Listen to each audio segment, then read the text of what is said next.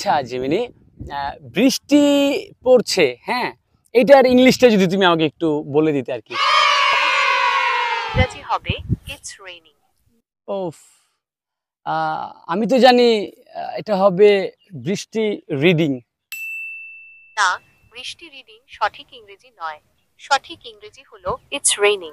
আপনি কি এই বিষয়ে আরো কিছু জানতে চান? আমি তো এটা বুঝতে পারতেছি না, কারণ বৃষ্টি হচ্ছে আমার চাচাতো বোন। তো ও তো পড়াশোনা করতেছে, কেউ যে আপনার চাচাতো বোন বৃষ্টি, সে কি করছে? তখন আমি কি বলবো বলেন? আমি তো আমাকে তো ইংলিশে এটাই বলতে হবে যে বৃষ্টি ইজ রিডিং, তাই না? ওহ, আমি দুঃখিত। আমি বুঝতে পারিনি যে আপনি আপনার চাচাতো বোনের কথা বলছেন।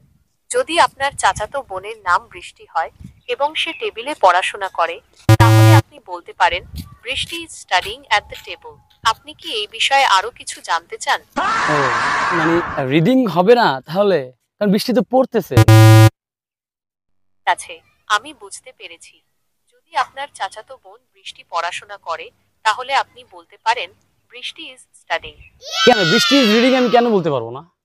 আপনি বৃষ্টি ইজ রিডিং বলতে পারবেন না, কারণ বৃষ্টি এখানে নাম এবং রিডিং মানে পড়া। সেই যদি তো। বৃষ্টি নাম, ওহ আচ্ছা, আপনি যদি বলেন বৃষ্টি ইজ রিডিং, তাহলে এর মানে হবে বৃষ্টি পড়ছে।